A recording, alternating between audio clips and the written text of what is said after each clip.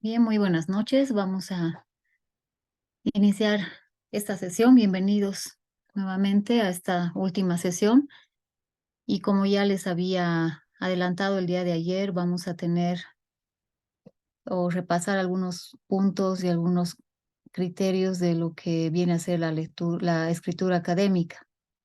Esta parte no estaba contemplada dentro del el módulo en sí, pero considero que es también importante poder repasar algunos principios de lo que viene a ser la escritura académica, ¿no? Que les va a servir no solo para desarrollar este trabajo de monografía en este diplomado, sino que también va a ser útil para cualquier trabajo que deseen elaborar y que les permita plasmar las indagaciones que tengan, las ideas que tengan de una manera comprensible y a la vez pertinente a este ámbito académico. En ese sentido, podemos mencionar un proceso que surge dentro de lo que es la escritura académica. No es simplemente de escribir las ideas que vienen a la mente, sino que se trata o el desafío está en presentar un material que sea apto para una defensa, que sea apto en términos académicos y que cumpla con los principales requisitos, ¿no? De un texto que también sea un aporte al conocimiento. Así que dentro de lo que es la escritura académica existen ciertos momentos y ciertos elementos que forman parte de ella. Y vamos a ir viendo cada uno de ellos con el afán de que ustedes puedan tener muy claro todo este proceso y los elementos que inciden en este trabajo. Y de esa manera también poder desarrollar su monografía de buena manera, ¿no? Además de todos los puntos que hemos ido viendo a lo largo de estas sesiones, de todo lo que forma parte de la estructura de la monografía y todo lo que implica también que tienen que realizar. Cuando ya uno ha terminado de indagar, de diagnosticar y recoger todos los documentos, bueno, toda la información recabada en los documentos, en los libros y también recoger información de las encuestas o entrevistas aplicadas o los demás instrumentos que se hayan utilizado, uno tiene un montón de información, ¿no? Entonces es necesario que esta información se organice. Para ello hemos visto la parte de análisis de resultados, donde se organiza la información bajo criterios que pueden también ser supeditados por los objetivos que tenemos, los objetivos tanto general como específicos, pero no solamente se trata de ver esa parte, sino de redactar todo el documento, ¿no? Desde la introducción, los antecedentes que, bueno, está dentro de la introducción, la justificación que también está en la parte inicial y, bueno, todos los puntos que ustedes ya conocen dentro de lo que forma parte de la estructura del diplomado, ¿no? O perdón, de la monografía. Así que cada elemento requiere de una redacción, requiere de que podamos enlazar las ideas y podamos desarrollar un documento que sea coherente, que sea comprensible y que a la vez sea fácil de poder eh, entender las partes que hemos querido plasmar en ese documento, ¿no? De ahí que estos autores, Tapia, Arancibia, Burdiles, mencionan que elaborar un escrito académico implica poner de manera simultánea un conjunto de procesos mentales superiores. Cuando nosotros tenemos este proceso de escribir, y más aún en el ámbito académico, surgen diferentes procesos mentales en, en, en nuestra mente, ¿no? Podemos ver que existe un primer objetivo que es definir el propósito de lo que vamos a escribir. También se da la activación de conocimiento sobre el tema, es decir, cuando vamos a escribir, también vemos que en nuestra mente van activándose aquellos conocimientos que tal vez no estábamos conscientes que habían respecto al tema que estamos abordando. También otro aspecto que nuestra mente activa es el tipo de texto, ¿no? Y es algo que también debemos definir. En este caso, obviamente, es un texto académico. También otro proceso que debemos tomar en cuenta y que se activa dentro de lo que es estos procesos mentales es la planificación de la escritura, ¿no? Cómo se va a disponer Mm. cada parte de lo que escribimos. Tenemos ya un formato establecido, sin embargo, aún dentro de un mismo subtítulo podemos ver que necesitamos estructurar la información que tenemos, ¿no? Estábamos viendo ayer o anteayer, alguien preguntaba cómo vamos a estructurar el marco teórico, cuántas páginas debiera abarcar el marco teórico. Entonces también necesitamos para ello organizar las ideas que tenemos o la información que tenemos de una manera lógica, ¿no? También es necesario ver el acceso a el material que vamos a producir, la comprensión y selección de contenidos de distintas fuentes. También en este proceso entra en juego la fabricación de ideas. Por un lado es la organización de lo que tenemos, de la información que tenemos y también la selección de los mismos contenidos, pero otro proceso es el poder incorporar nuevas ideas a partir de lo que hemos descubierto, lo que hemos indagado. Finalmente, la edición y revisión de todo lo escrito. Así que si nos damos cuenta, existe un proceso bastante complejo en todo lo que es un trabajo académico y entran en juego diferentes elementos, ¿no? Y habilidades que debemos tener o deberíamos al menos intentar desarrollar como investigadores y como autores de este escrito. También vemos que la investigación y la publicación juegan un papel muy importante, que prácticamente viene a ser como la cara y el revés de una misma realidad, ¿no? Sánchez menciona que conocimiento de la gramática, pero no como un cúmulo de reglas prohibitivas, sino como una posibilidad de libertad expresiva. Ese es el enfoque que deberíamos tener cuando nos tenemos que regir a una normativa gramatical o a reglas que no las veamos como, digamos, un cúmulo de, como dice este autor, de reglas prohibitivas, sino como una posibilidad de que en la que nosotros podemos tener la libertad de poder expresarnos de una manera que también los demás puedan entendernos, ¿no? No sé cuántas veces les ha pasado o me ha pasado también que podemos tener muchas ideas, podemos tener bastante información, pero a la hora de sentarnos a escribir y de plasmar todas esas ideas por escrito, estamos como paralizados, no sabemos por dónde empezar o qué elementos vamos a utilizar primero.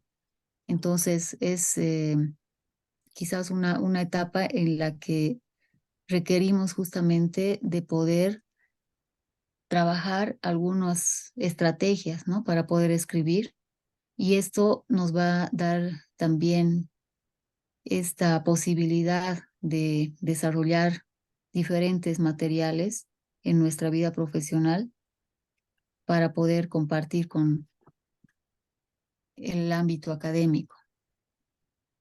Algo que debemos conocer respecto a la escritura académica y a a la hora de desarrollar un texto es que tiene ciertos momentos, ¿no? Básicamente se distinguen estos tres momentos dentro de lo que es la escritura académica. Uno es el momento de la planificación, el momento de la parte donde ya redactamos, la redacción, y el momento de la revisión y la corrección. Entonces, básicamente, este proceso de escribir tiene estos tres momentos. eh, y dentro de estos momentos también tenemos lo que es la pre-redacción, la producción del texto o redacción y la corrección textual en sus tres niveles. Vamos a ver cada una de estas partes. En cuanto a la planificación o pre-redacción, este primer momento es bastante importante porque además cuando nosotros elegimos un tema, ya estamos trabajando, ¿no? En la parte de cómo lo vamos a abordar, cómo lo vamos a delimitar. Entonces estamos planificando. De ahí que el primer paso será seleccionar, delimitar y enfocar el tema. Muchos de ustedes ya han hecho, ya han pasado por esta etapa y también han definido cuál es la intención que tienen con este trabajo. Obviamente, además de poder acceder al título, a la doble titulación en la mayoría de los casos, además de esa intención, también existe un propósito dentro de lo que es este trabajo, ¿no? ¿Cuál es la función que va a tener el trabajo? ¿Qué pretende lograr? ¿Qué se pretende lograr con ese documento? También el determinar el objetivo, ¿no? Lo hemos hecho dentro de la estructura. Cada uno de ustedes a partir del problema han determinado un objetivo, pero aquí se refiere al objetivo general de este trabajo, ¿no? En varios de los trabajos que he visto tienen la intención y el propósito de posicionar una empresa o coadyuvar a su posicionamiento a partir de la utilización de diferentes estrategias de marketing. Entonces, en muchos casos está muy claro este objetivo y esta intención. También es importante visualizar al público, ¿no? ¿Quién sería el público en cuanto a la lectura de nuestra monografía, ¿no? En este caso, nuestro público inicial o principal o directo, ¿no? De primera mano va a ser seguramente por un lado el docente, pero bueno, prácticamente el docente viene a ser como un intermediario porque el público objetivo va a ser el tribunal, las personas que van a evaluar este trabajo, ¿no? En una primera instancia. Posteriormente ya se compartirá este documento con la empresa con la que o en la que se ha trabajado para ver si es posible que puedan incorporar la propuesta que se está planteando en el documento, ¿no? Entonces, tener en mente el público objetivo también ayuda a definir el tipo de redacción o el texto que vamos a desarrollar. El identificar el género textual, que en este caso es evidente, buscar la información pertinente y actualizada en fuentes confiables en relación con el tema, es lo que también se les ha pedido que realicen, que la información que incluyen en su documento sea realmente de fuentes confiables, respaldadas, ¿no? Y además que esta información que ustedes incorporen estén también con la correspondiente autoría, ¿no? Con la fuente de los autores que han desarrollado ese material.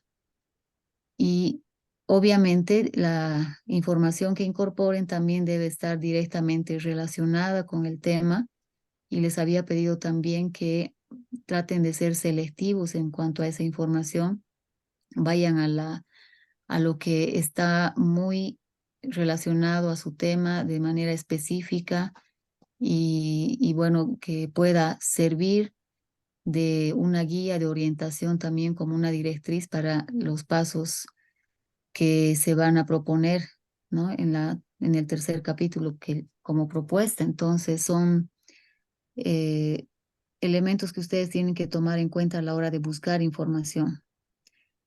También en este proceso de escribir, de desarrollar un documento académico, va a surgir, sin duda, nuevas ideas, ¿no? Generación de nuevas ideas.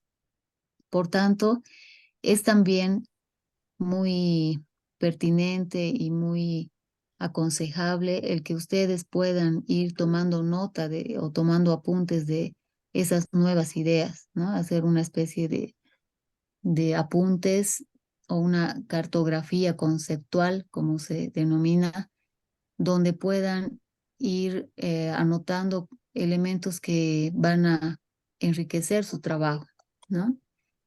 Esa es la idea de poder incorporar nuevas ideas y tomar apuntes de ellas. También es bueno que podamos tener en claro nuestra tesis o nuestra idea central. Esto se utiliza cuando vamos a trabajar un ensayo, por ejemplo, ¿no? O un ensayo argumentativo. Entonces, necesitamos de inicio tener muy claro cuál va a ser nuestra tesis, nuestra posición, ¿no? Y una vez que tenemos esta tesis, usamos las diferentes fuentes para validar o refutar esa tesis que nos hemos hecho a priori, digamos, a la indagación. Esta parte también se aplica, sin embargo, en la monografía cuando nosotros vamos a fundamentar la parte de la idea a defender, o en algunos casos la hipótesis, que creo que la mayoría está trabajando con una idea a defender porque no va a desarrollar algo experimental. Eh, Así que esto es algo que deberíamos también desarrollar, el poder tener esta habilidad de incorporar ideas nuevas, ¿no? Esbozar un ideograma o mapa conceptual es muy útil, principalmente cuando vamos a trabajar el marco teórico. Como han debido ver o como seguramente ya han tenido la experiencia, tenemos acceso a un montón de información y no sabemos cómo organizar esta información. Existen infinidad de autores que nos hablan de seguramente el tema que nos interesa y no sabemos, una vez que hemos extraído esta información, cómo organizarla, ¿no?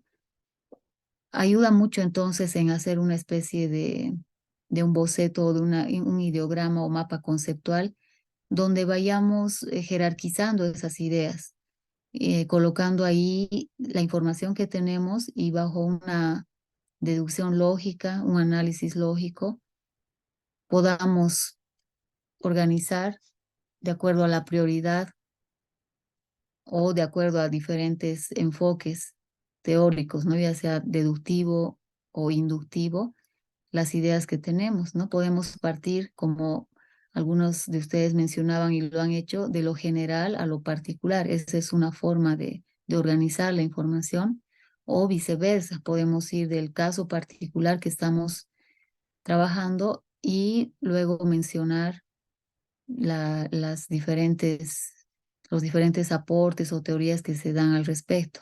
Lo recomendable y lo más usual es trabajar de manera deductiva, ¿no? Partir de lo general e ir a lo específico, al caso específico que ustedes están investigando o al que van a aportar.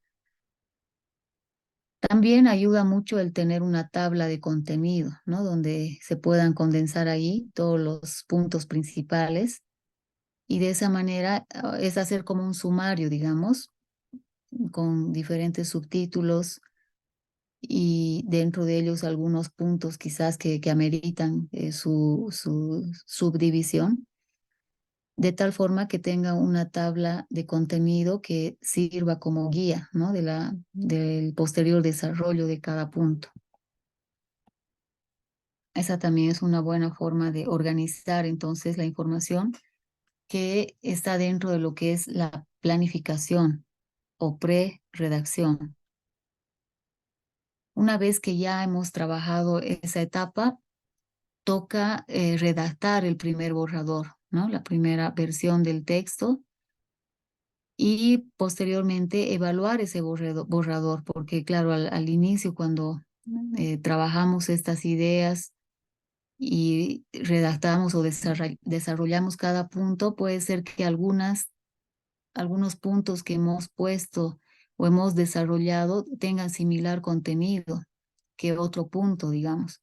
En ese caso, conviene unir o tratar de sintetizar ambos en un solo párrafo o dependiendo de la información que se tenga, pero evitar justamente que haya repeticiones. Entonces, la evaluación del borrador nos va a permitir justamente ver dónde estamos repitiendo, dónde estamos cometiendo este error, ¿no?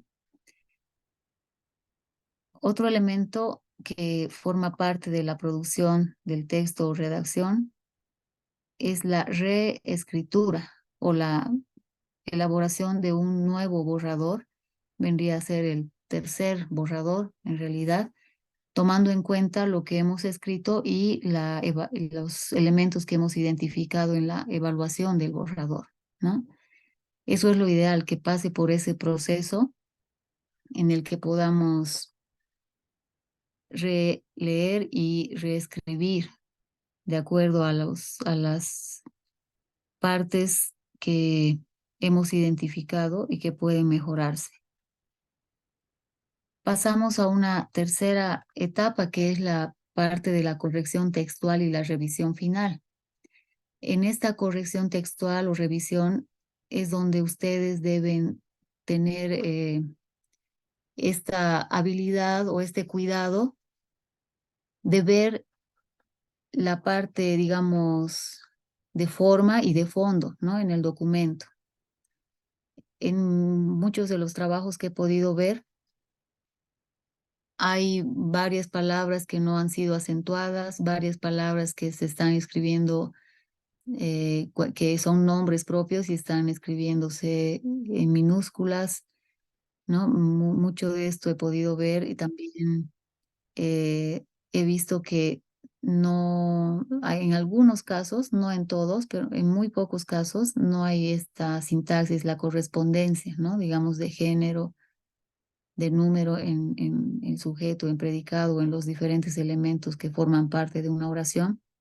Entonces, todos esos detalles hay que ir viéndolos bajo estos tres niveles, ¿no? Por un lado, la parte ortográfica, tomando en cuenta la correcta escritura y bueno, se nos facilita bastante ahora con el corrector automático que tiene el, este, la aplicación de Word, no es aplicación, el programa de Word. Tenemos ya varios recursos dentro de este programa que nos permiten visualizar, ¿no? Donde la palabra está incorrecta y poder corregirla. Este mismo programa nos permite incluso identificar si hemos typeado doble espacio o si una palabra no, bueno, como ya les he mencionado, no está correctamente escrita de manera ortográfica, pero también cuando existe, digamos, se nos ha escapado una letra, es decir, error de typeo, el mismo programa nos indica, ¿no? El error. Entonces tenemos esta facilidad. Y bueno, también un tercer nivel es la parte de los aspectos textuales o paratextuales también. Y esto ya se refiere a todo lo que tiene que ver con el formato de diagramación, digamos, la parte de los márgenes, de la sangría. En muchos casos el interlineado en algunas páginas está con 1.5 y en otras alguna otra cita, digamos, o párrafo se encuentra en un interlineado distinto.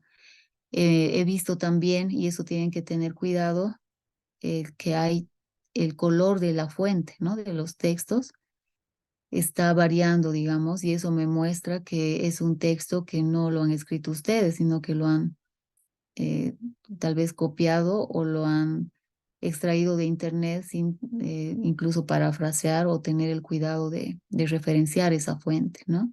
No he sido, no estoy tomando en cuenta en esa primera revisión, digamos, porque entiendo que van a presentar hasta el domingo un borrador donde ya se va a tomar en cuenta esos elementos, ¿no? Para evaluar o para poder también calificar. Entonces, obviamente esta calificación va a ser en base al último documento, al documento final que ustedes presenten, ¿no? Pero tengan cuidado de justamente en estos detalles se puede ver, ¿no? Qué cosas, qué partes están siendo copiadas, qué partes han sido extraídas o qué otras han sido elaboradas. Esos son, digamos, los niveles que nos van a permitir corregir y revisar el texto que hemos trabajado, para luego ya tener una presentación de la versión final que se espera puedan desarrollarlo hasta la próxima semana, ¿no? También veamos algunos de los elementos principales ya adentrándonos en la escritura misma, algo que puede ayudarnos a entender cómo funciona o cómo deberíamos concebir el trabajar un documento o un texto, es justamente ir a la etimología de esta palabra, de la palabra texto, que viene del latín textum, ¿no? Cuyo significado es tejer o entrelazar. Entonces, esta etimología ya nos da una idea de cómo deberíamos concebir a la hora de elaborar un texto, cómo deberíamos concebir este trabajo. En todo caso, se trata de construir, al construir un texto más bien, estamos entrelazando las ideas, ¿no? Tomando en cuenta esta comparación de tejer.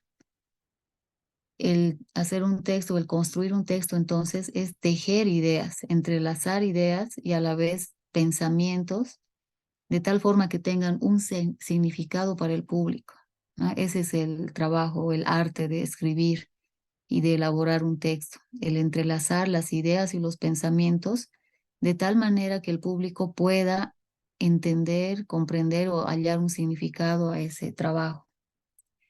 De ahí que cuando usamos la palabra texto no solo nos estamos refiriendo a lo escrito, sino a todos los discursos que tienen una idea y un significado completo, sean orales o sean escritos, ¿no? No solamente se limita a esa parte, pero en este caso estamos justamente viendo y analizando lo que involucra desarrollar un texto académico.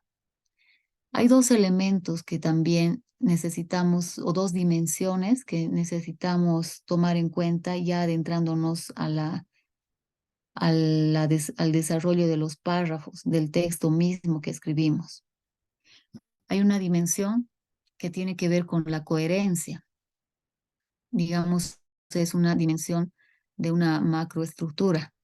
Se refiere a que cuando nosotros escribimos un texto, debe haber eh, una relación muy clara de la idea que hemos querido transmitir con lo que entiende nuestro lector, ¿no? Entonces es de naturaleza semántica y se remite al significado y también brinda sentido, es decir, qué es lo que hemos querido comunicar, ¿no?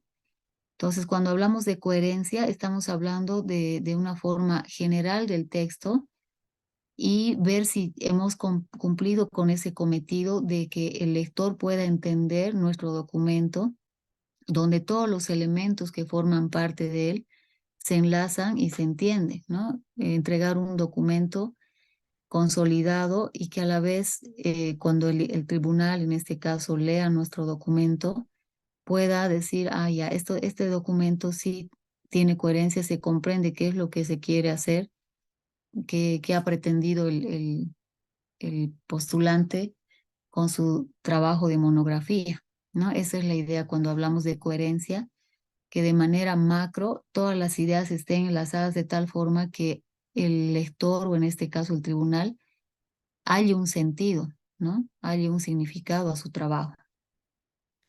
La parte de cohesión tiene que ver más con la parte de naturaleza, o es de naturaleza sintáctica y léxico-semántica. Es decir, que va más a lo micro, ¿no? A la microestructura. y es la que se establece entre las palabras y las oraciones. Y cada párrafo, cada palabra que se incluye ahí brinda una unidad, es decir, la conexión de los elementos que incorporamos en nuestro texto. Cuando nosotros escribimos, por ejemplo, párrafos en diferentes párrafos de la información o la bibliografía que hemos consultado, o también estamos escribiendo nuestras ideas, ¿no? La manera como vamos a encarar esta monografía. Cada párrafo que escribimos, pues debe presentar una idea central, una idea principal y posteriormente explicar, digamos, esa idea, ¿no? A partir de un punto seguido pueden complementar esa idea. Con mucha frecuencia se comete el error de plantear en un solo párrafo ideas muy distintas que no están ni relacionadas, ¿no? Entonces se puede estar hablando, digamos, de relatando o mencionando sobre la situación de la empresa X respecto a sus ingresos, por ejemplo, y en el mismo párrafo, con un punto seguido, se habla de la situación del personal, ¿no? De qué tipo de personal es y qué sé yo. Entonces, ahí, teniendo dos ideas diferentes y a la vez centrales, son las que generan confusión. Y esto genera muchas veces ambigüedad en el lector, ¿no? Por eso es importante que todo lo que tiene que ver con una área, digamos, ya sea de la empresa o en el marco teórico, desarrollen todo lo que tiene que ver con ese contenido temático para luego pasar a la otra idea, ¿no? A otra idea con otro contenido.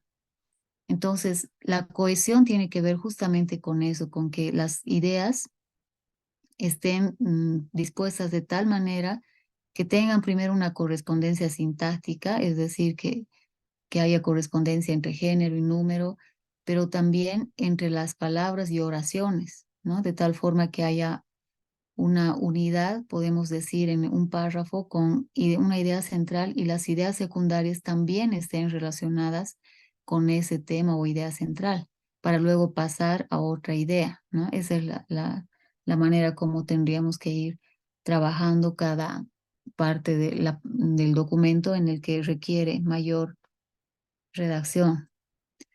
Ahora, estas dos dimensiones podemos ver que se complementan, son complementarias, ¿no? Por un lado, la coherencia de todo el documento va a permitir que podamos presentar un trabajo comprensible y a la vez que signifique un aporte. Y la cohesión va a permitir que todas las ideas que hemos tratado de plasmar se entiendan y por tanto comuniquen lo que deseamos comunicar. Los mecanismos cohesivos ayudan a establecer coherencia a un texto, ¿no?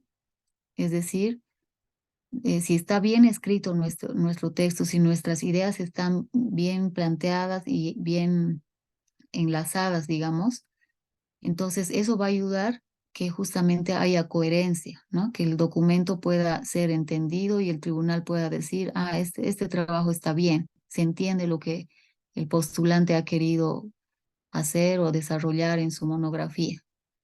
Entonces, cada frase, cada párrafo que escribamos coadyuva a que haya una coherencia en nuestro documento, una coherencia final para que el documento sea bien evaluado o evaluado de manera satisfactoria. Ahora, y aquí es bueno también entender o tomar en cuenta que no existe coherencia sin cohesión, ¿no? Sin embargo, puede haber cohesión y no necesariamente coherencia. ¿A qué se refiere esto? Que podemos tener el cuidado de no incurrir en errores de sintaxis, que podemos tener el cuidado de tal vez enlazar nuestras ideas, pero puede ser que en la interpretación de la macroestructura, o sea, cuando ya vemos el documento en conjunto, no se haya entendido qué es lo que hemos pretendido hacer con nuestro trabajo de monografía.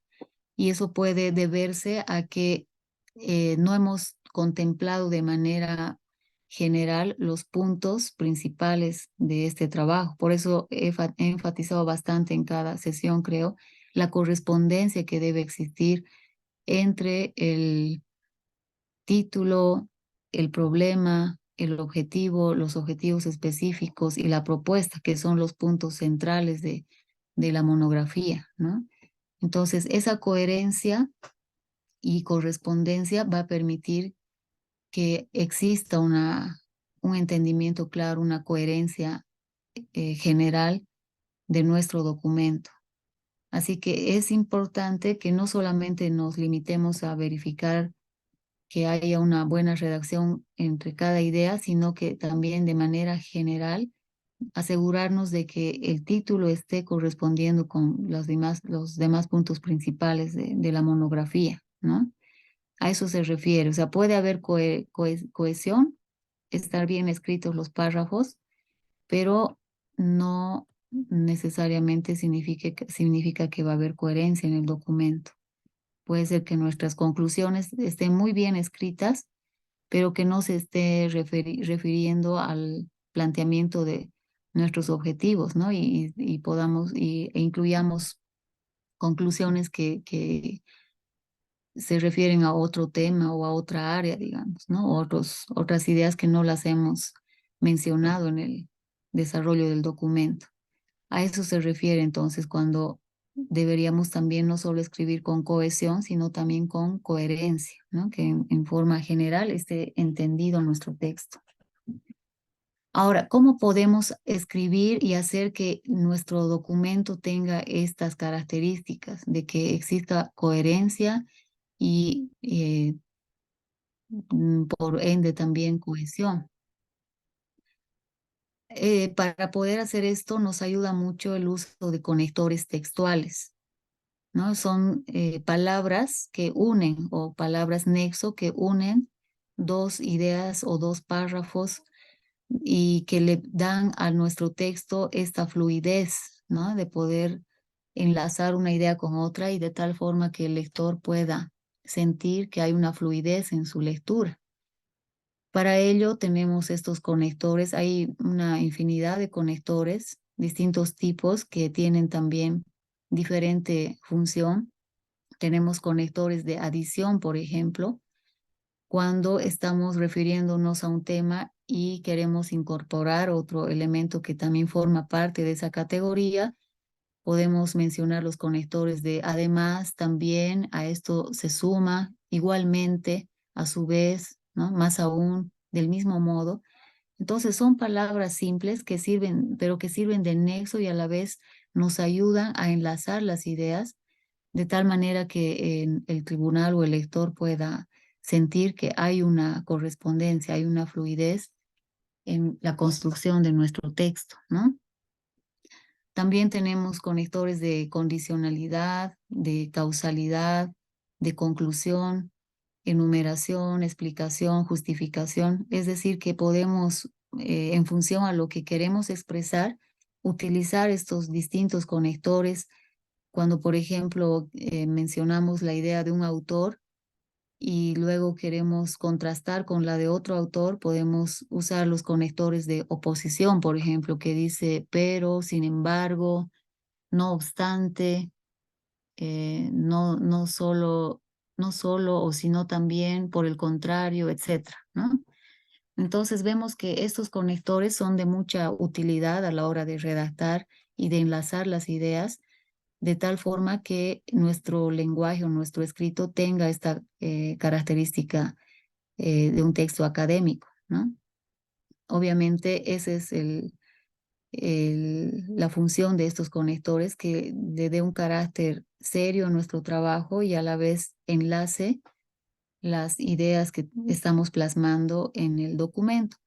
Les había comentado que en algunos trabajos he visto como una exposición de diferentes citas o fuentes, pero que no hay ninguna intervención de parte de ustedes o de los que han trabajado este texto eh, haciendo este ejercicio de enlazar esas ideas, ¿no?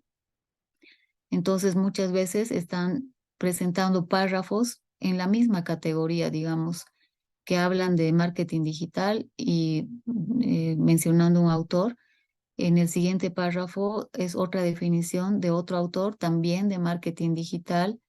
En otro párrafo está hablando otro autor, se está mencionando otro autor, también, digamos, de marketing digital, con definiciones similares, donde el postulante, en este caso ustedes,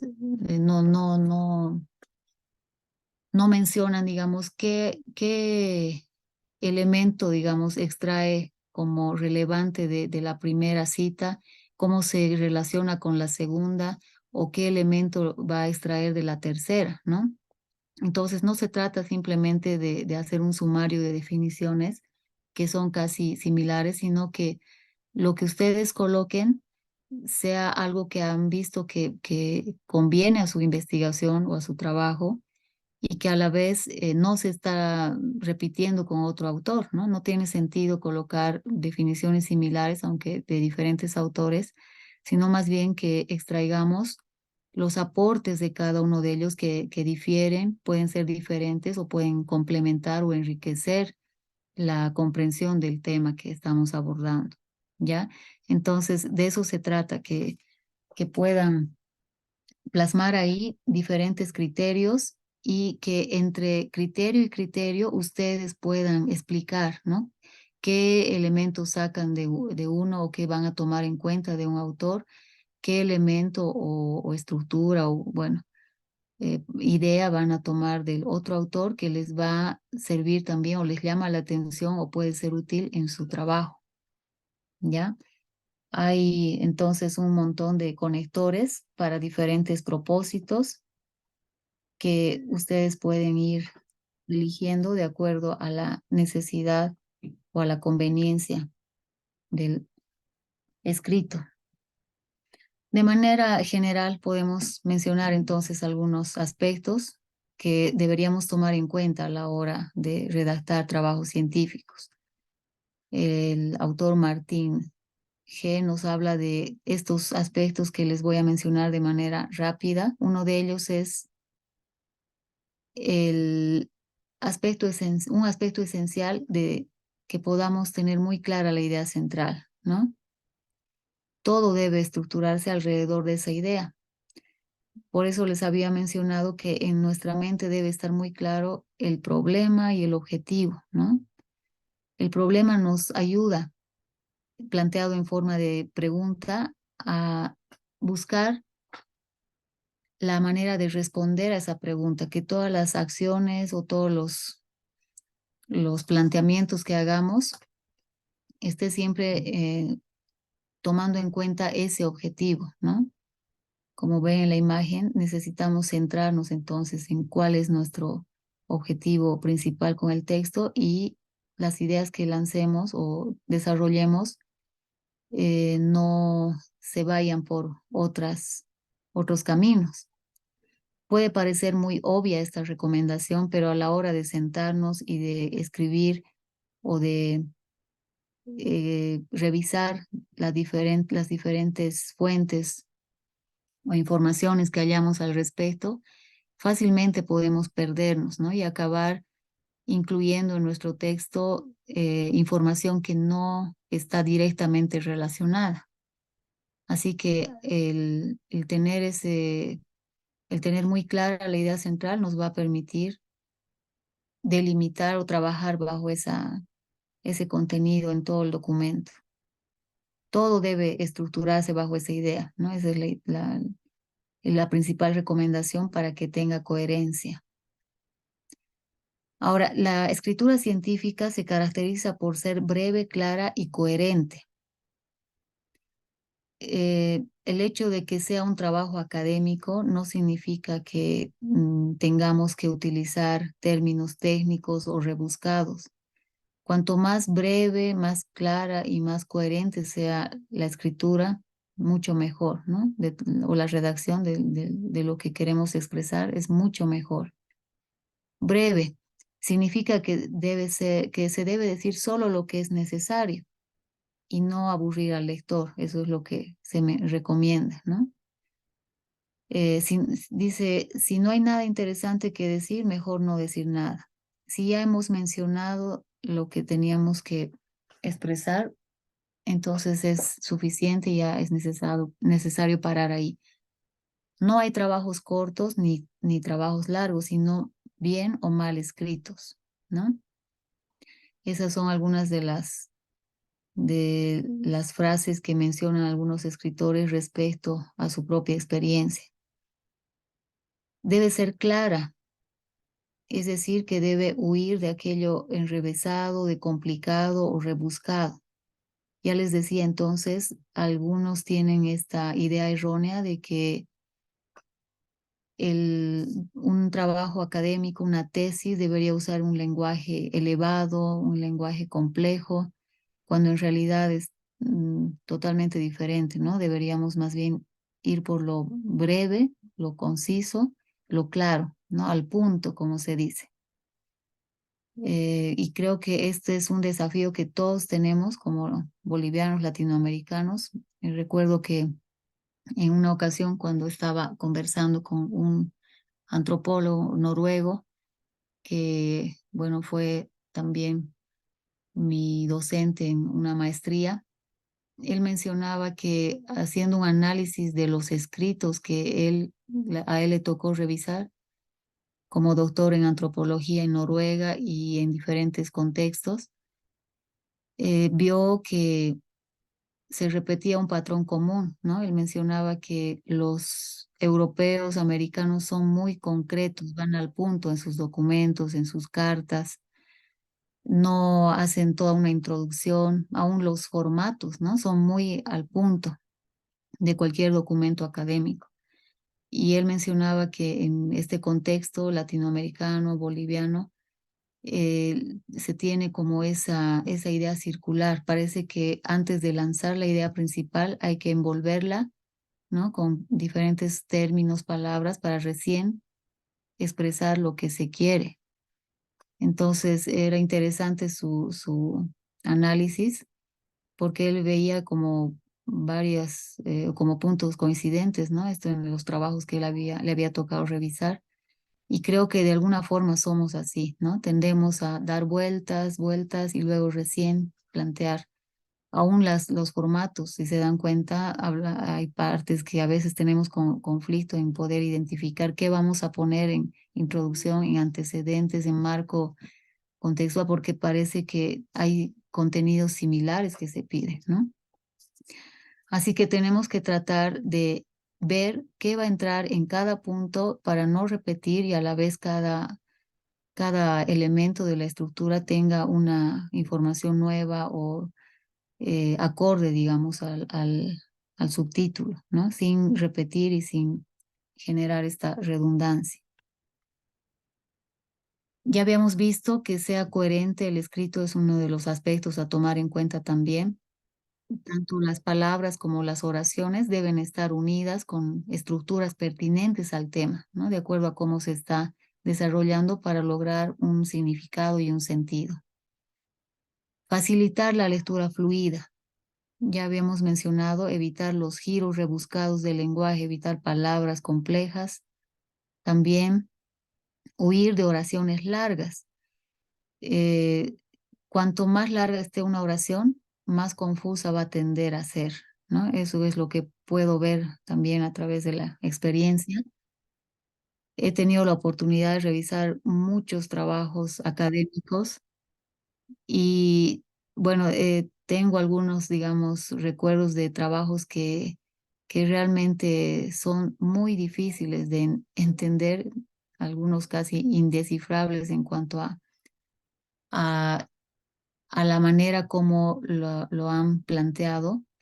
Y la mayoría de estos párrafos que están así muy confusos son justamente párrafos que son muy largos, a veces no tienen ni una coma en 6, 7 líneas, y que realmente uno al leer dicen qué es lo que quiso decir, ¿no? Porque la manera como se disponen los elementos de una oración y todos los términos que se utilizan a veces giran en la nada, ¿no? No se logra captar y realmente es muy confuso. Entonces, para evitar justamente que nuestros párrafos o nuestras oraciones sean confusas, debemos acostumbrarnos, o es lo recomendable, escribir oraciones cortas, ¿no? Es mejor usar un punto seguido que un punto y coma, por ejemplo, ¿no? Que casi tienen esa misma función, pero el punto seguido ya hace que el lector pare, ya sabe que hay una pausa ahí y que lo que sigue está iniciando con seguramente algo relacionado, pero a la vez no es del todo igual, ¿no? Que tiene otro elemento, otra idea, digamos, que se va a plasmar. Entonces, es lo recomendable, usar puntos seguidos en lo posible y evitar oraciones largas. También hay que tener en la mente que el lenguaje escrito es muy distinto al lenguaje oral, ¿no? Cuando nosotros nos expresamos de manera oral, podemos ayudarnos con los gestos, con las pausas, con incluso el tono de voz para expresar o tratar de expresar o de comunicar lo que deseamos. Y asumimos que la otra persona lo va a entender, ¿no? Porque estamos haciendo uso también de otros elementos. En cambio, en el lenguaje escrito no tenemos esta posibilidad. Así que debemos tratar de ser muy explícitos también, poner los términos adecuados para que lo que queremos expresar no quede incompleto o no quede confuso o tal vez ambiguo, ¿no? Hay que tener cuidado también de repetir las ideas. He visto como les decía, quizás el mismo formato nos un poco induce a veces repetir algunas partes, pero en todo caso hay que evitar hacer esto, ¿no? Más que todo cuando vamos a trabajar el marco teórico, la parte de antecedentes, la parte del contexto, son contenidos distintos que se espera que coloquemos ahí. Y aunque pueden tener puntos coincidentes, necesitamos diferenciarlos bien para evitar que suene repetitivo nuestro trabajo, ¿no?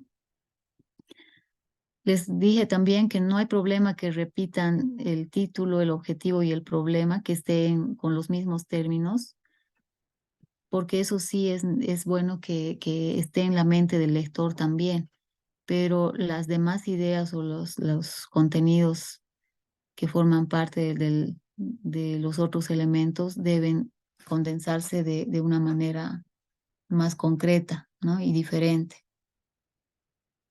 Evitar entonces que una misma expresión evitar la expresión de una misma idea narrada de diferente forma, ¿no? No quiere decir que a veces no haya que repetir algo, como les decía, para dar claridad, para reforzar algo, alguna idea que tenemos, pero en lo posible hay que evitarla, ¿no?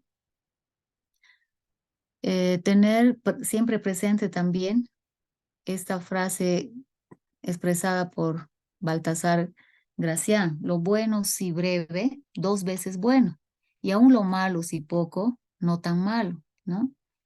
Entonces, la brevedad es una cualidad muy importante dentro de la escritura. Si logramos escribir y expresar ideas relevantes con pocas palabras, excelente. Y aún si no tenemos, digamos, muchas ideas relevantes, pero si lo hacemos de forma breve, no va a ser tan malo, ¿no? Es lo que nos dice este autor.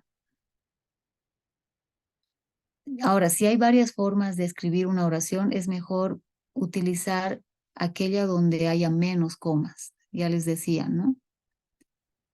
Cuanto menos extensión tenga una oración, mucho mejor. Y evitar la coma, priorizar el punto seguido. Hay también dentro de la misma redacción que estamos, digamos, hablando de, no sé, la estrategia o marketing digital, por ejemplo, y necesitamos usar esta misma expresión a continuación. Es bueno usar sinónimos para evitar la repetición de palabras, ¿no? Entonces, si bien es necesario a veces repetir términos, se sugiere que se pueda buscar sinónimos o distanciarlos en el mismo texto utilizando algún conector o alguna otra frase que evite que suene muy repetitivo también cuando tenemos las palabras, dos palabras iguales cerca, ¿no? Eso hay que evitar. Otro error que muchas veces surge, aún se han debido dar cuenta ustedes en sus comunicaciones por chat, es cuando al sustituir los nombres por pronombres, él o ella, ello, este, diferentes pronombres, hay que cuidarnos de que el lector entienda perfectamente a quién se refiere cuando hablamos de alguien, ¿no? Si se ha hablado previamente de dos sujetos diferentes, no necesariamente de personas, pueden también ser otros elementos. Puede haber confusión en la lectura si no tenemos el cuidado de definir bien a quién nos estamos refiriendo, ¿no? Esto es lo que se llama ambigüedad. Y aquí hay una breve ilustración. Dice, el psicólogo le dice a su paciente, cuando esté enojado con su esposa, escríbale una carta y luego quémela, ¿no? Y el paciente responde, está bien, doctor, pero ¿qué hago con la carta? Entonces vemos aquí una clara confusión en cuanto a lo que el psicólogo quiso aconsejar a su paciente y cómo entendió el paciente esta instrucción, ¿no?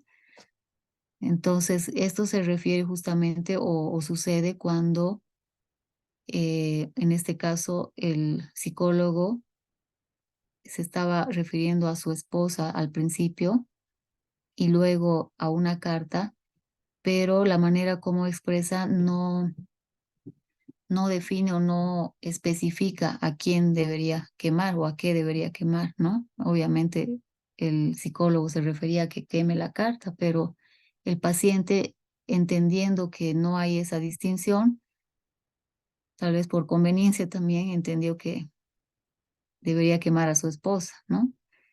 Así que al escribir o al terminar de escribir es bueno revisar que no haya estas ambigüedades, que no se entienda como con doble sentido, ¿no? Al final también es importante revisar el escrito como si lo hubiera hecho otra persona. Eso puede ayudar, digamos, a justamente evitar estas ambigüedades.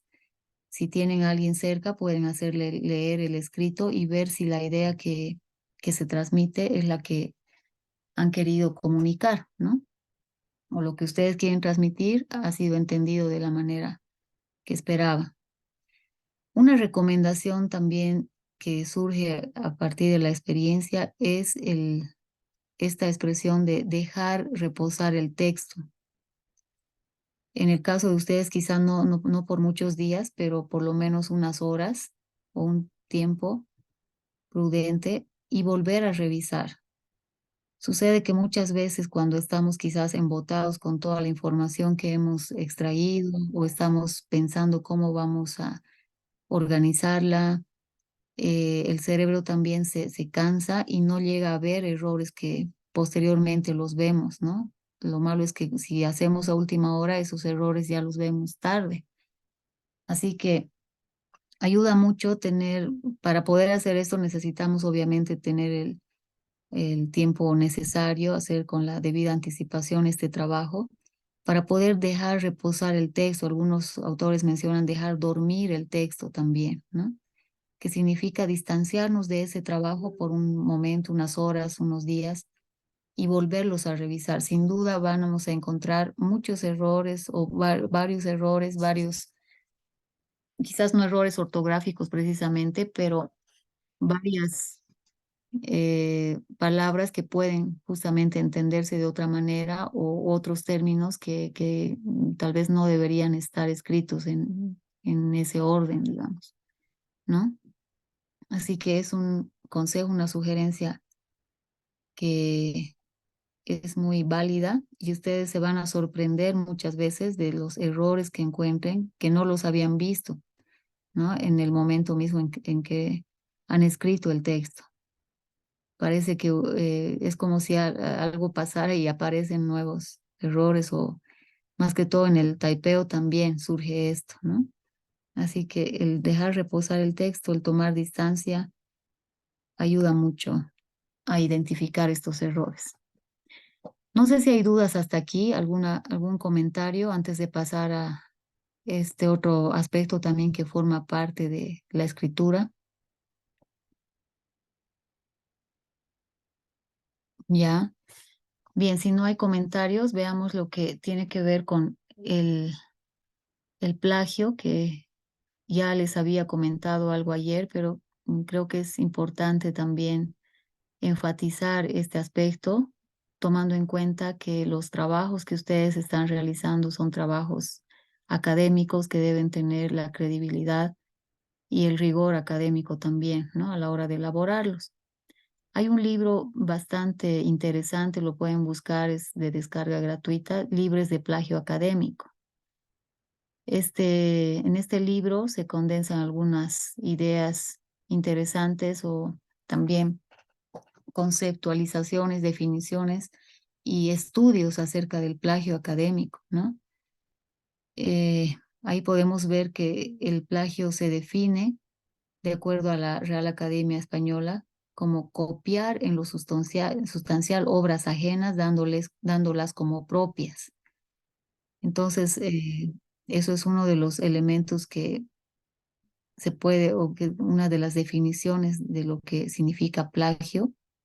También otra definición adoptada por la Universidad de Stirling es tomar el trabajo de otras personas, es decir, su propiedad intelectual, e incorporarlo en tu propio trabajo, sin hacer un reconocimiento a la fuente original de tu información o tus ideas. Es decir, no distinguir aquello que es tu propia creación y aquello que es una, una extracción, digamos, de otra fuente. Vemos que estas dos definiciones tienen en común esto de apropiarse, ¿no? De otras ideas, de tomar algo ajeno y asumirlo como propio. Eso es lo que viene a ser plagio.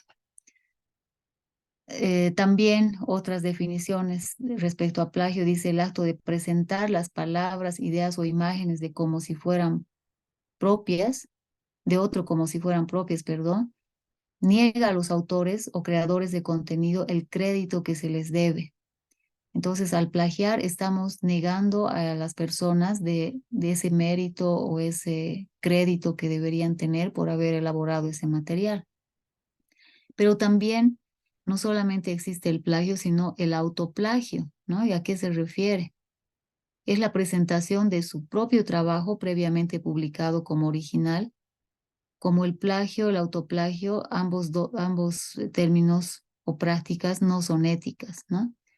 Entonces, podemos cometer también esta falta cuando nosotros utilizamos o reutilizamos un documento que tal vez ha sido elaborado para un propósito y presentamos el mismo para otro, otra área o otro trabajo, otra materia, por ejemplo, es muy común en la universidad, ¿no? Cuando a veces se pide para alguna tarea y luego se presenta lo mismo para otra. Bueno, esto quizás no es una práctica que es censurada del todo, porque es de nuestra propia autoría o no lo vemos así. Pero cuando se trata, por ejemplo, de presentarnos a algún concurso, alguna convocatoria, ahí es muy rigurosa esa revisión, ¿no? Si, por ejemplo, por una situación han subido un trabajo o has subido tu trabajo para alguna materia y posteriormente te presentas a un concurso, eh, este trabajo puede ser anulado si ya lo has presentado para un otro concurso. Entonces, es necesario tomar en cuenta estos aspectos porque se considera como autoplagio y eso tampoco es ético, según menciona este autor, ¿no? Así que, ¿cómo podemos evitar estas prácticas? tanto de plagio como autoplagio, es justamente proveyendo el crédito a las fuentes, es decir, citar las fuentes de manera correcta, ¿no? En este caso, hay diferentes sistemas de referenciación y el que está utilizándose más en este tiempo es el sistema de referencias APA, que como les decía en su séptima edición ya viene con normativa para poder incluir cualquier fuente, cualquier tipo de fuente verificada en Internet.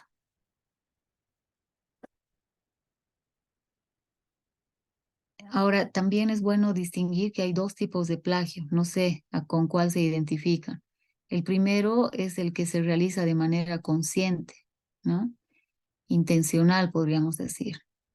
Y el segundo es aquel tipo de plagio donde se realiza de manera involuntaria o inconsciente.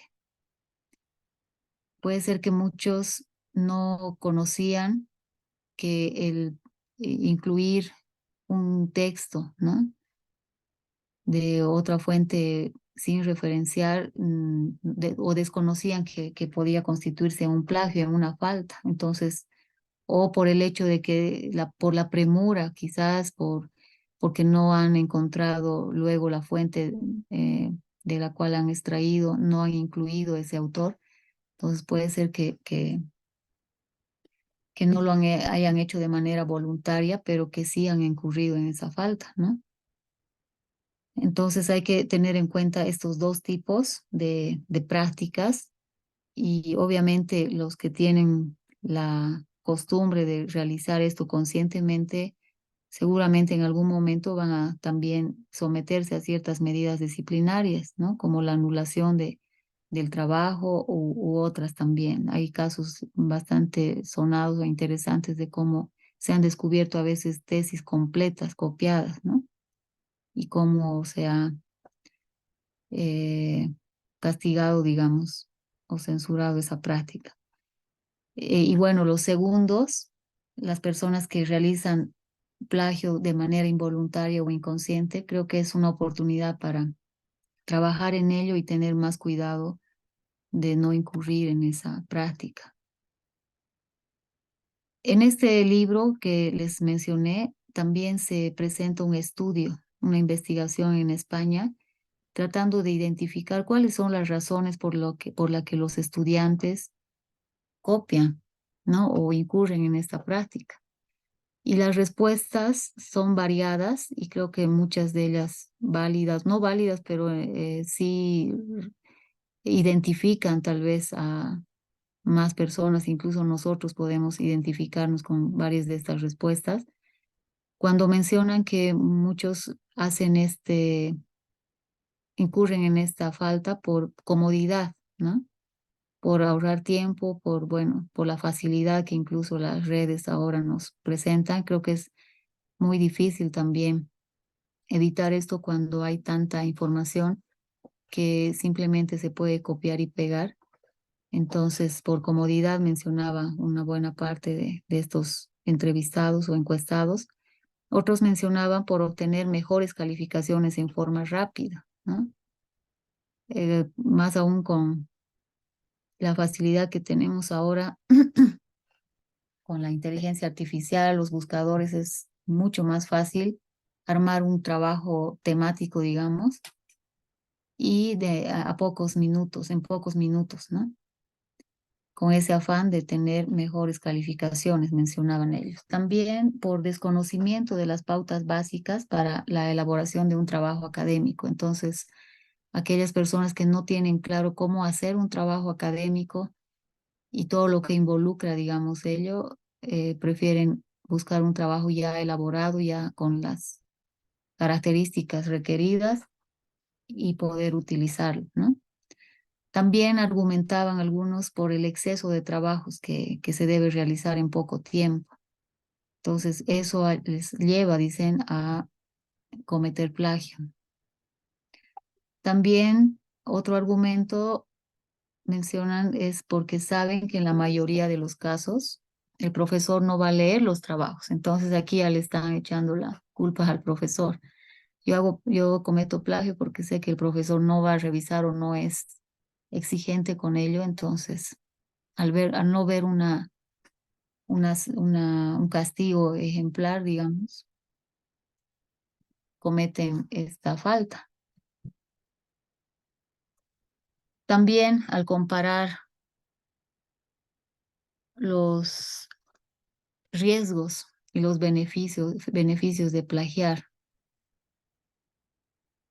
o perdón, porque al comparar estos riesgos encuentran que los segundos están por encima de los primeros, ¿no? Entonces sopesan, evalúan y ven a ver qué riesgos tengo de copiar y qué beneficios tengo.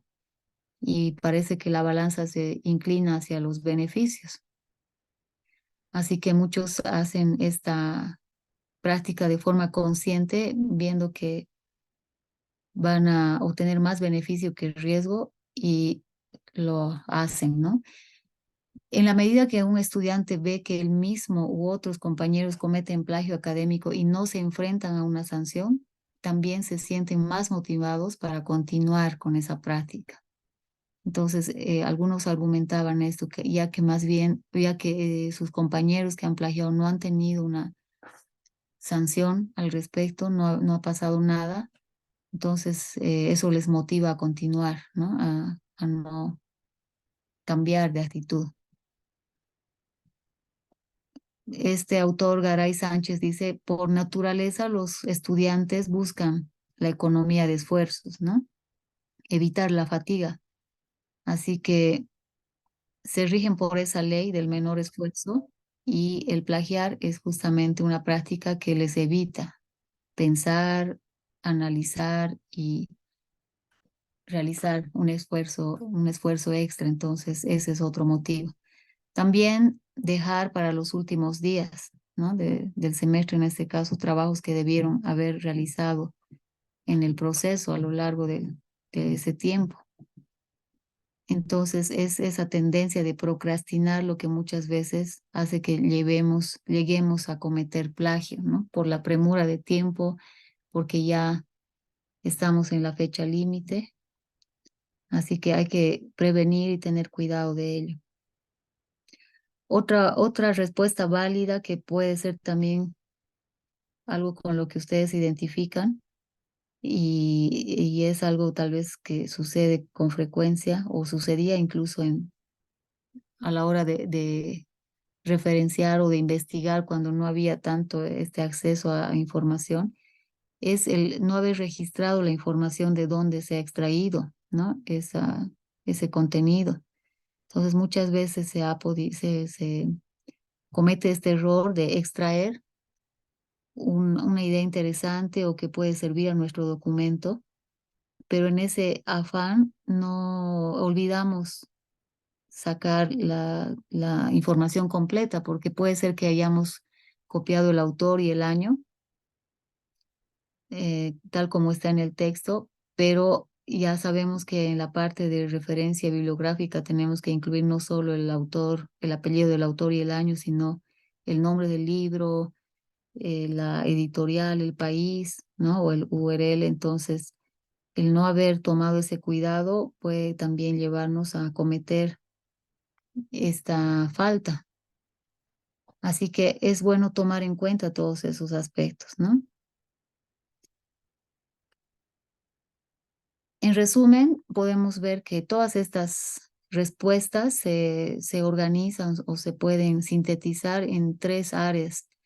Uno, las facilidades que nos otorgan el desarrollo de las TICs, ¿no? Al poder tener acceso inmediato a información que simplemente puede significar el copiar y pegar y ya tenemos un documento.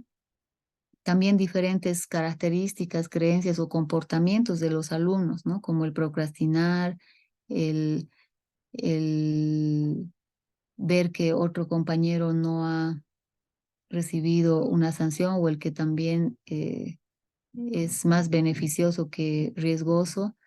Creencias, ¿no? Que los alumnos se formulan en la mente o los estudiantes se formulan y a partir de ello actúan.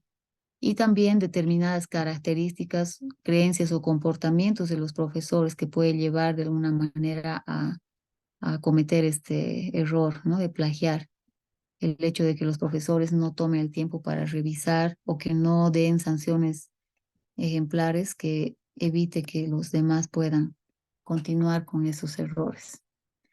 Al contrario, podemos ver que el no plagiar tiene también beneficios, ¿no? Hemos visto que involucra plagiar, pero ahora veamos 10 razones para no plagiar. La ventaja es que podemos demostrar lo que pensamos, ¿no? Si nosotros tenemos esta conducta o tratamos de evitar, digamos, la práctica del plagio, vamos a recibir a favor nuestro el que podamos, a la hora de escribir un texto, demostrar lo que pensamos, ¿no?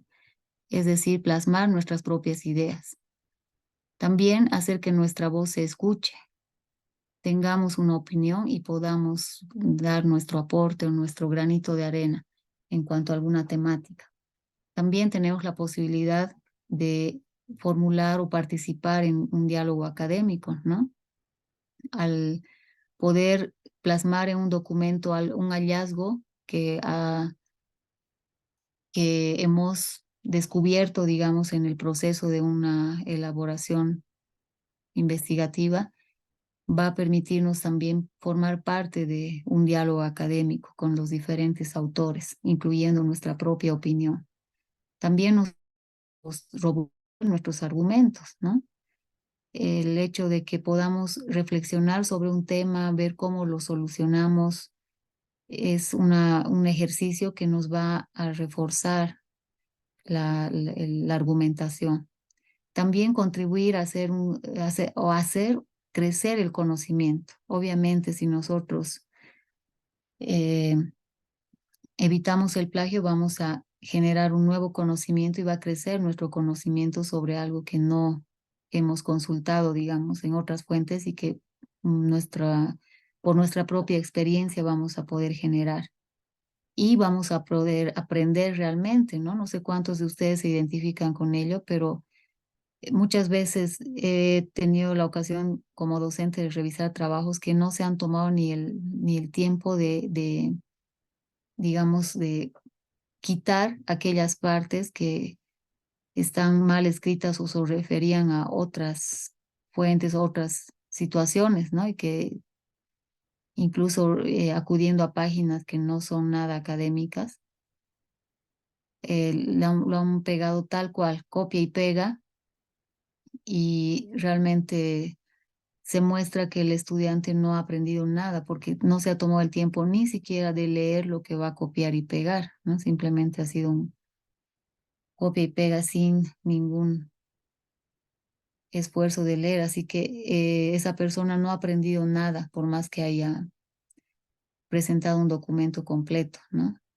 En cambio, cuando hacemos este ejercicio de leer a un autor, entender lo que significa, parafrasearlo y a la vez referenciarlo, estamos aprendiendo realmente.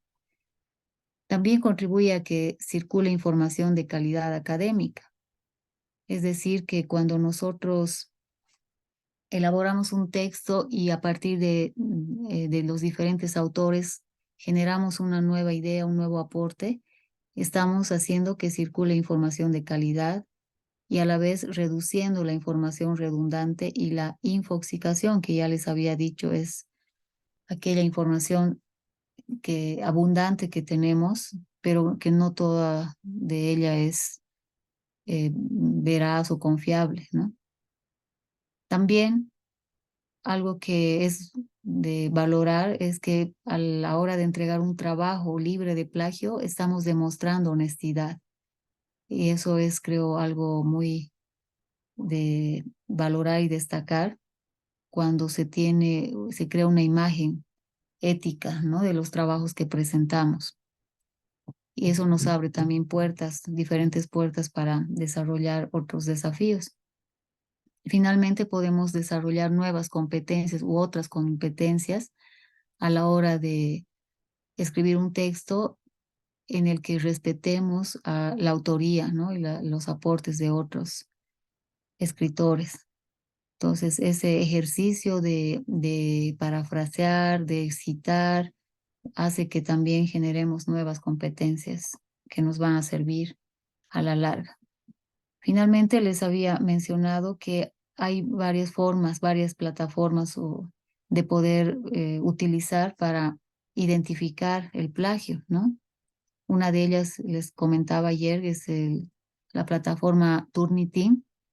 Si ustedes se fijan en la imagen, así es como se ve un informe o un trabajo que es sometido a esta plataforma. Les había mencionado que en muchos sistemas o instituciones de posgrado ponen como límite 10% de similitud, ¿no? Y cuando se excede a este porcentaje, el trabajo es rechazado. Y bueno, la normativa o las condiciones, también los requisitos para un trabajo, un artículo académico debe tener también una exigencia alta en cuanto a esto.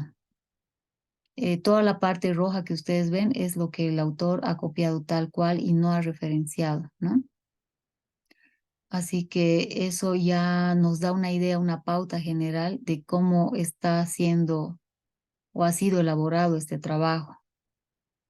Y eso es lo que hay que evitar. Les había mencionado que la forma de evitar, uno, es referenciar al autor y dos, también el parafraseo para que esa cantidad de similitud no se refleje en este porcentaje, ¿no? Obviamente el parafraseo no se exime de citar a la persona que ha dado o aportado con esas ideas, les decía. Ahora, otra cosa es que ustedes tomen en cuenta la idea de un autor, la idea de otro autor y formulen su propia posición. En ese caso, es la posición de ustedes la que está desarrollándose ahí y no necesitan referenciar o, bueno, pueden mencionar, ¿no? Tomando en cuenta la posición de estos dos autores, en el presente trabajo se plantea esta idea, digamos. En este caso ya es una nueva idea, un nuevo aporte y es válido, ¿no? Una, como un nuevo aporte al conocimiento. Bueno, eso es lo que quería compartirles en esta última sesión del módulo que tiene que ver con la elaboración y diseño de la monografía. No sé si hay consultas, preguntas. Lo que resta ahora es poner en práctica todos estas ideas compartidas y bueno, tomando en cuenta también el formato que tiene la monografía del diplomado para empezar a trabajar, ¿no? Y de esa manera tener un documento consolidado. ¿Hay preguntas, chicos? ¿Consultas? Buenas noches, licenciada. Yo tengo una consulta. Sí, adelante. Al estar revisando y verificando el trabajo que estoy haciendo, me vino una duda. Yo, por ejemplo, mi título de mi trabajo es Estrategias de Mercadeo Online para el posicionamiento de la marca Apícola Paniagua. Ujú. Creo que sería mejor, según yo, tal vez si especificara, ¿no? ¿Para qué área del mercadeo online voy a trabajar? Yo, por Ujú. ejemplo, estoy trabajando, pero no lo puse en el título para redes sociales. Ya. Ujú. Tendría que especificar Sí, que o es sea, para sería lo redes ideal. sociales. Ujú. Puede Ok, ser entonces que, sería estrategias de mercadeo online de redes sociales para el exacto, posicionamiento de la marca. sí, Ah, mucho ya. mejor tener Porque más en específico. base al título he estado haciendo los objetivos. Ujú. Y también viendo eso, he visto que habría que hacer algunas correcciones en los objetivos específicos, especialmente Ujú. que primero, en el primer objetivo específico que tengo es diagnosticar la situación actual de la empresa Apícola Paniagua, pero me parece más propicio ahora que lo revise que sea diagnosticar la situación actual de la empresa Apícola Paniagua, enfocándose en la presencia y estrategias de mercadeo online en redes sociales. Exactamente. No sé si Sí, esa es la idea, así ¿no? Que está. ustedes, sí, muy bien. la idea es esa, que esto no solo les va, digamos, no solo va a permitir que el documento esté especificado, delimitado, sino que les va a ayudar a ustedes mismos a enfocarse en eso, en lo que quieren investigar, ¿no? Para no perderse, digamos, porque como tú bien dices, si has puesto como objetivo específico diagnosticar la situación de la empresa, es muy amplio, ¿no? O sea, ¿qué de la empresa? Hay tantos aspectos que podrías diagnosticar y te puedes perder en todo eso. Entonces, teniendo muy claro el título, muy delimitado, va a surgir también lo demás de forma muy concreta y eso va a hacer que cumplas con tu objetivo, ¿no? Y profundices en esa área, digamos, viendo todos los elementos que pueden formar parte de esa propuesta. Esa es la idea. O sea, Ya, cuanto más delimitamos, estaría, nos ayuda mucho más a nosotros. ya, entonces está bien que que agregue esa variable más, Ajá, ¿no? De redes sociales exacto. O para sea, si tú especificar. quieres trabajar eso, ¿no? Sí, Sí, porque al hacer muy el bien. marco teórico me he dado cuenta que era mucho para investigar y no estaba Ujú, especificando realmente lo que quería. Y por claro, eso me he exacto. puesto a ver objetivos específicos y pues no estaba especificada. Entonces todos mis objetivos específicos que sean enfocados para redes sociales. Para esa delimitación, sí, está Ya, bien así. está bien. Gracias, Ujú, licenciada. no hay por qué. También cuando trabaja en el campo de acción, el objeto de estudio y el campo de acción, eso también nos ayuda a enfocarnos, ¿no? ¿Qué es específicamente lo que vamos a analizar en este estudio? Y básicamente les había explicado que el campo de acción es la parte, digamos, del área, ¿no? De qué de esa temática, digamos, vamos a evaluar o analizar. Y el campo de acción, eso es el objeto de estudio, y el campo de acción, perdón, es donde vamos a describir ya la empresa, el lugar donde se encuentra, ¿no? Casi repitiendo el objeto de estudio, pero incorporando ese detalle más, de tal forma que esté mucho más especificada, ¿ya?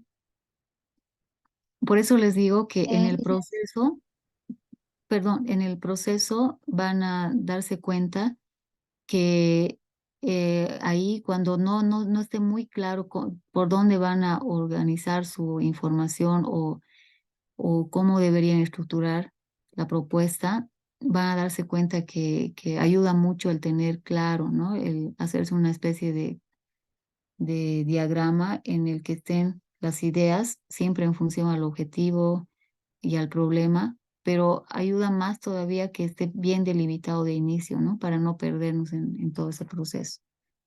Karen, adelante. ¿O quién quería hablar? yo, Ah, sí, Kimberly, adelante, licenciada. Kimberly. Eh, Quería preguntar, hasta el domingo tenemos que presentar las correcciones. Eso no está, no se atiene a una calificación todavía, ¿no ve? O tenemos, Sí, o va a ser todavía. calificado.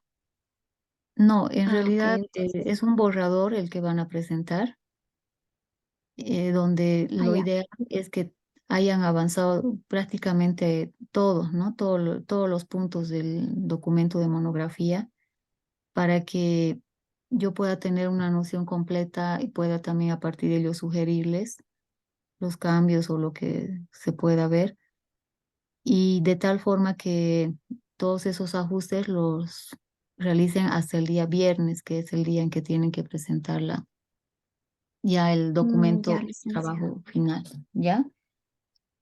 Así que Ya. en la Entonces medida en que es importante, vayan, sí, adelante.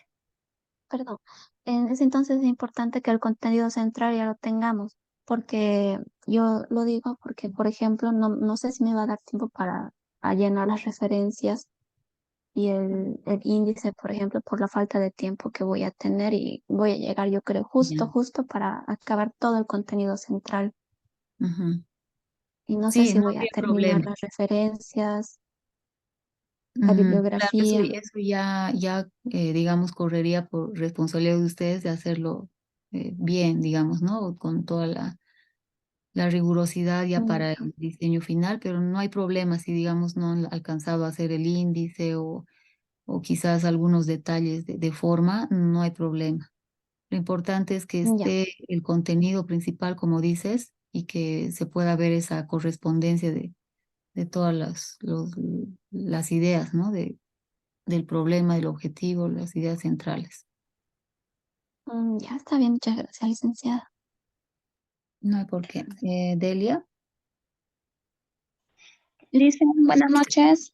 buenas noches. Lice, tengo dudas sobre lo que es el objeto de estudio y campo de acción. Ay, un poquito, Ya. no sé si puede ayudarme más o menos qué es lo que realmente tiene que Ujú. entrar o indicar más o menos. Ya. En el campo de acción, o perdón, en el objeto de estudio, debes incluir y especificar qué de, digamos, de ese proceso, de lo que estés investigando, se va a indagar, ¿no? ¿Qué es lo que vamos a investigar? A ver, por ejemplo, si estás trabajando, no sé, una propuesta de marketing digital en redes para una empresa X, o la relación que Mm. existe, ¿no? Digamos, de, Para a un ver, restaurante más o menos estoy haciendo, Lice, alguito si me ya, puede ya, colaborar. bueno, en realidad no importa cualquier empresa, la cosa es qué es lo que quieres ver de ese proceso, ¿no? En algunos casos he visto, por ejemplo, que están analizando el uso de redes sociales de la empresa X para posicionar su marca, digamos, ¿no? Entonces, el objeto de estudio vendría a ser el uso de las redes sociales, porque eso es lo que vamos a ver. No vamos a ver cómo están promocionando otras áreas, sino qué uso están haciendo de las redes sociales. ¿Ya? Entonces, ese sería el objeto de estudio, el uso de las redes sociales. El campo de acción sería el uso de las redes sociales de la empresa X en la ciudad de Sucre. O sea, simplemente darle mayor especificidad a ese objeto de estudio, tomando en cuenta ya la parte de el nombre del restaurante, o sea, la delimitación espacial, ¿no? O sea, dónde va a ser, en este caso el restaurante, como dices, y en dónde se encuentra, digamos, para tener, o la información que está ayudando a especificar mucho más ese objeto de estudio. Ya, entonces básicamente es eso. En el objeto de estudio, ver el punto específico que vamos a analizar, y en el campo de acción, ver además de ese objeto de estudio, casi podemos repetir lo mismo, pero aumentar la delimitación del lugar y la empresa a la que nos vamos en la que nos vamos a basar, ¿no? O la que vamos a trabajar. Ya, está bien, muchísimas gracias, Lice. No hay por qué, Fátima.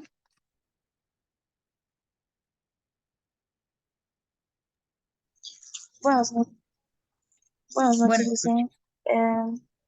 Ayer mencionaba sobre las citas de ujú, por ejemplo, yo tengo un libro donde cita el autor a otros autores. Entonces, no bien. sé cómo va eso en la referencia. ¿También tengo que citar a ese autor que está citando en el libro o Ujú. solamente el libro? Ya. En este caso, bueno, les decía un manual, me olvidé subirlos, no sé si tienen ustedes, les han compartido, pero hay un manual de la séptima edición de la normativa APA, donde justamente especifica todos esos casos, ¿no? En el caso, como mencionas, de un autor citado en un libro, si tú vas a tomar ese libro, tienes el libro que está citando a otro autor, debes mencionar como autor principal al que ha generado esa idea, y tienes que colocar citado en, y mencionas el apellido del autor del libro que estás utilizando. No sé si me explico. Esa expresión citado en ya nos da la idea de que el autor que has citado no es el que ha generado la idea, sino el otro, ¿no? Entonces se coloca citado en, ¿ya? Y ahí después de citado en, colocas el apellido del autor que estás utilizando. No sé si me explico. O sea, Ah, se ya. pone primero la idea, el apellido del que ha generado la idea. Y luego citado en y el nombre o el apellido del que está citándolo. Ah, ya, perfecto. ¿Ya? Ahora sí. Sí.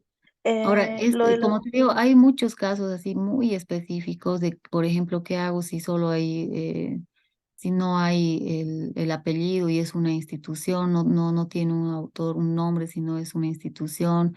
¿Qué hago cuando no encuentro el número o qué es el año de publicación, que algunas veces por error o por descuido no lo ponen?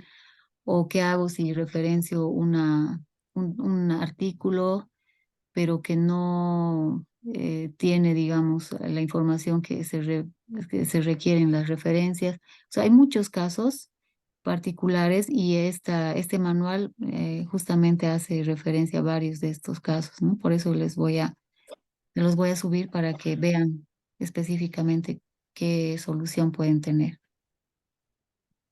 Ya, perfecto, gracias. Sí, justamente eso de las normas, no lo tenemos. Bueno, al menos yo he Ya, buscado por internet y eso. ya les puedo compartir entonces esta guía de la normativa APA séptima edición, que como les decía, está bastante completa. ¿Alguien más? Gracias, Licen. Licen, No hay por qué. Sí, Licen, que tenía una duda, sí, si hasta el día domingo, ¿hasta qué parte tenemos que subir, Licen? todo, Lilian. O sea, la idea es que avancen todo ya a diseño final. Sería lo ideal, ¿no? Quizás algunos gráficos o algunas cosas va a quedar quizás suelto o no logren hacer, pero por lo menos tener ya la redacción de todos los puntos principales, de tal forma que yo pueda tener una noción de cómo está yendo su trabajo para poder sugerirles si hay Mm, cambios que se pueda hacer o mejorar, ¿no? Y esa revisión, ¿cuándo va a volvernos a enviar y para volver a enviar el día viernes, Licen? Ya, en realidad yo espero poder leer, como les decía, tenemos eh, los primeros 3 días, lunes, martes y miércoles, me estaría reuniendo con ustedes de manera particular.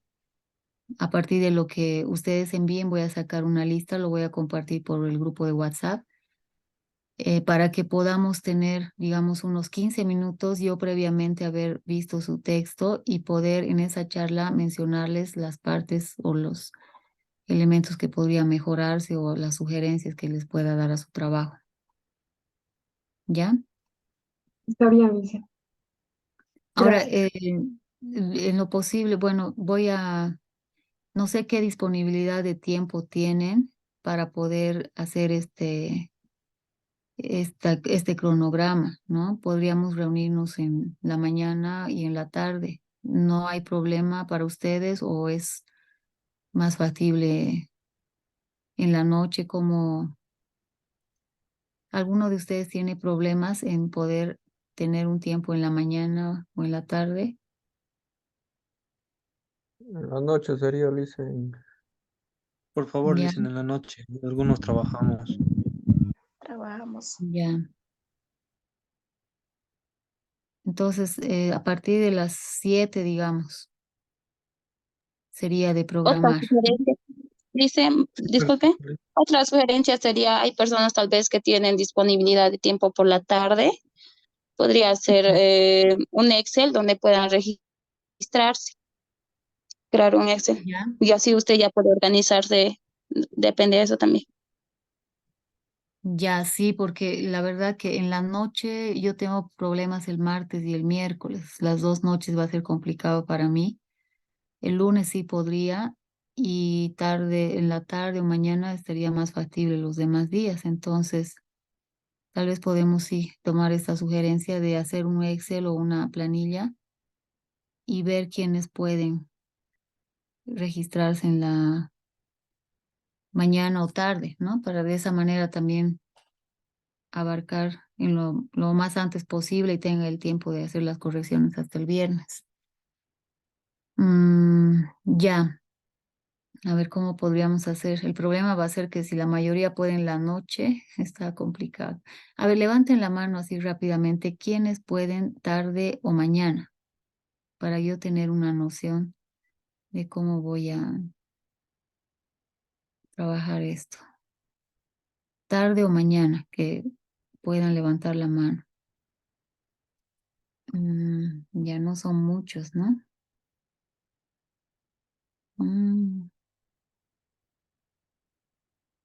Es menos de la mitad, es casi un 15%. Ya, ¿cómo podríamos hacer?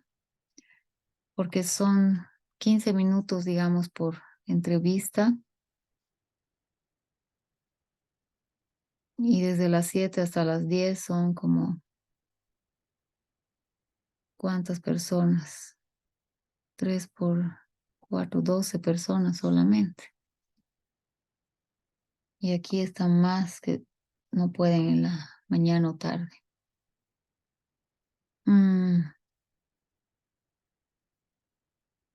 Ya. En realidad son 15 minutos que vamos a tomar para hablar de su tema. No se les va a quitar más tiempo, ¿no? Entonces, sería ideal si hay más que puedan en la tarde o en la mañana. Dicen, disculpe, una consulta más. ¿Se pueden referenciar artículos en inglés? Sí, sí, no hay problema, se puede. Obviamente, Perfecto, Lisa, si tú gracias. conoces o puedes utilizar esa información que te está sirviendo o es relevante, no hay problema, sí. Listo, Lisa, gracias. No hay por qué. Bueno, a ver, ¿qué hacemos? Ahora sí estamos conflictuados. La verdad, no he tomado en cuenta ese aspecto de poder revisar solo en la noche. Mm,